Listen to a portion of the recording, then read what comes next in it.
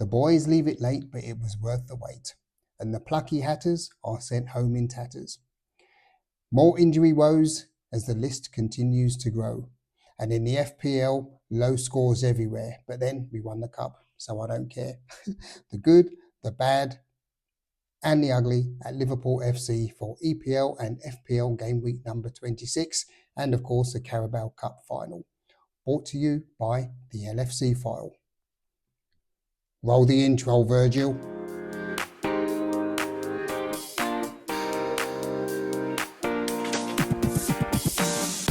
Welcome back, one and all, for the latest episode of the Good, the Bad, and the Ugly at Liverpool FC podcast for Game Week 26, and of course for the Carabao Cup final. Thanks for stopping by. As usual, if you like the content, please remember to like, subscribe, press the notification bell so you know when the next one's coming out, and of course tell your friends and your mates and your family and everyone else so we can continue to grow the community. The blog is available in written form, if that's your thing, on Facebook, Instagram, and X. So please fill your boots. Without further ado, let's get it. Let's crack on with the good. And I would be a blind, deaf, dumb, crazy man to not have the good this week as being the Carabao Cup final win over Chelsea. Brilliant result. Has to be said, has to be acknowledged, because it was an understrength Liverpool side. So to last that long into the last few minutes of extra time and get the win with mainly youngsters left on the pitch, to be honest, is really a great feat. So well done the boys. And you can only imagine if the likes of Trent, Mo, Szoboszlai, Nunes, Jota, if these guys were injured, you would imagine the game would have been wrapped up within 20 minutes. So yeah, brilliant result. I've got the Liverpool FC official X account here where they say, "These are the days, my friend, and these are the days indeed. These are the days from which legend is made, and conversation and memories alike." So yeah, excellent performance. And Calvin Keller put in a superb shift in goal. Absolutely fantastic performance. A few great saves to keep Liverpool in the game. We didn't really have that many chances, to be honest. They had a goal cancelled out through VAR, so we did Van Dijk's first effort. And as things went on through the game, and then full time and then extra time, and I was thinking, oh God, and we got the youngsters on, Dan's, McDonald, and I was thinking, oh God, I don't fancy our chances. And then with a corner, there you go. So cue great scenes and videos of various injured players, let's say, showing their celebration, which we'll come on to later. So fantastic result for the Reds. Nice to get the first bit of silverware in the cabinet this season, so to speak. Let's move on. We got the FA Cup coming up this week, so let's hope for more of the same. Moving on swiftly to the bad. And with things the way they are and the mood I'm in and the mood the fans are likely in as well today, there isn't anything bad we have and not bad. And that is the 4-1, I wouldn't say demolition, actually, the 4-1 defeat of Luton. A very tough game. Liverpool fell behind, and it was just another great comeback at Anfield. Injury-ravaged team, as we know, a lot of youngsters playing, but we got the result, and that's all that matters. Virgil van Dijk again got the equaliser. He's in a rich vein of form at the moment. And then who was it?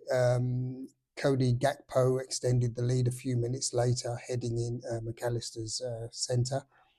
And from then it was pretty much one-way traffic. Luis Diaz extended it late on, and then I think with the last dying kicks of the game, Harvey Elliott scored. Very good performance from him after Yeah, he got a bit of stick apparently in the first half. But I think he's turning into a very valuable player for the team, a very good and consistent player. And remember, he's only 19, is he? If he's 20 yet? I don't know. But I mean, when you think he's coming on regularly as a sub and having the effect that he is, we actually can't complain if he has a bad half. So yes, good result. Good result. Keeps us where we are, on top of the league, albeit by 1 point. And here, if I look at the Premier League table, we got Liverpool sitting, I wouldn't say sitting pretty, probably sitting nervously on top on 60 points. Arsenal 1 point behind on 59. And, City 1 point behind on 59. And Arsenal there on 58. Aston Villa bringing up the rear, so to speak, on 52. So it's a 3-horse race, definitely. Another 12 games to play, which translates to 36 points. So yeah, let's keep the fingers crossed and see if we can continue. I've got the Anfield edition here, which they've got their headline: full-time, a thrilling second half performance sends us 4 points clear. Liverpool 4, Luton 1, and there's a picture of Mr. Diaz doing a rather spirited looking jump there. So yes, what more can one say? And moving swiftly on this week to the ugly, and that there's only one option for that, and that's the growing injury list. So after the FA Cup, the Carabao Cup final yesterday, Gravenberch here, I've got the tweet from LFC Transfer Room. Just a reminder that this was not a yellow card or red card. Gravenberch was taken out on a stretcher. Casado is out there still tackling people like there's no repercussions, and is very similar to the tackle. I've seen a few posts on social media showing the tackle from Curtis Jones that he got a red card for earlier in the season. So yeah, it's the old consistency question, isn't it? But well, it is what it is. Unfortunately, Liverpool not only having the insult of no sanction, they also have the injury to Ryan Gravenberch. You can see Casado going in on his ankle there, awful looking, didn't look very nice at all. So he's out, and later on as well, we saw that Endo was leaving as well. There's another tweet here from Anything Liverpool, and they've got breaking Wataru Endo on crutches with his left foot in a protective boot. So hopefully he will be okay in time for the FA Cup with 5th round game against, is it Southampton? Southampton, isn't it? Southampton, yes, on Wednesday. So yes, let's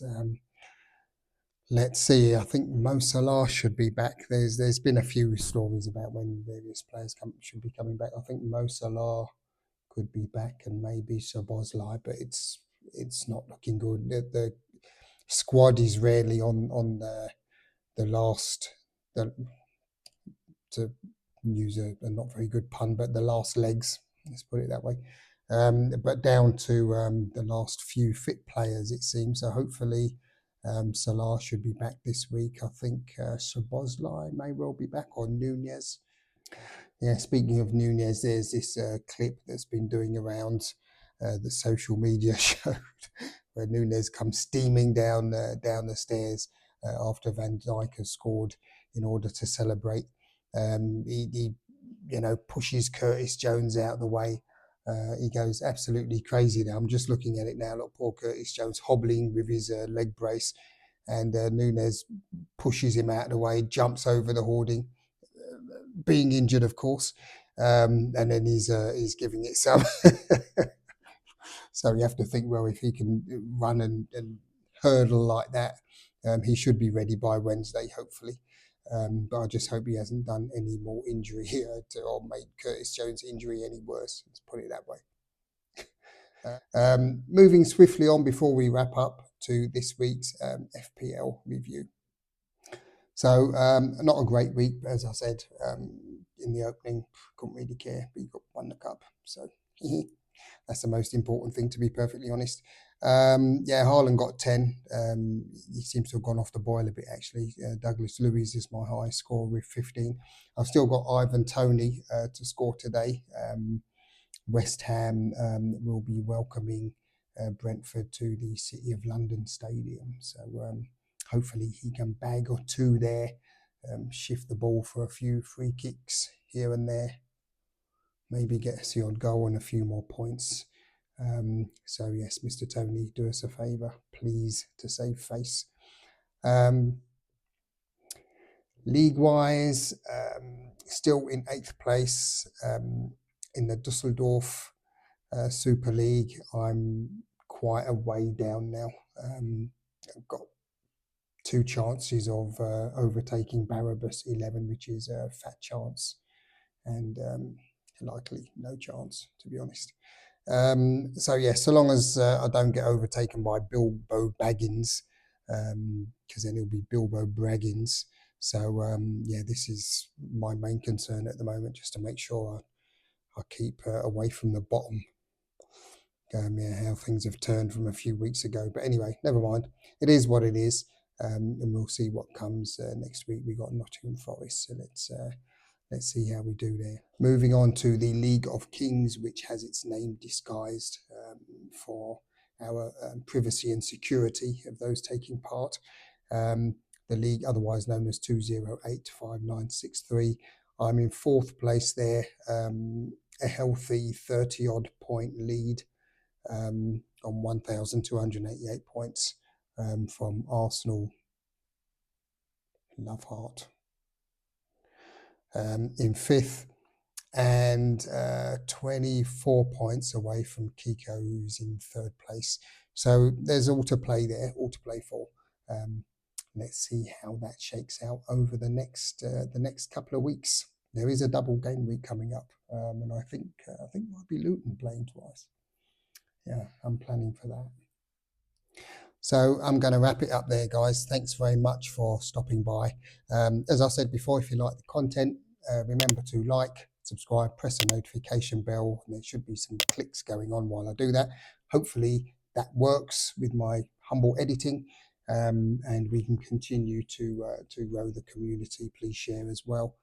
And if reading is your thing, you can follow the blog on Facebook, Instagram, and X/Twitter, because I prefer Twitter to X.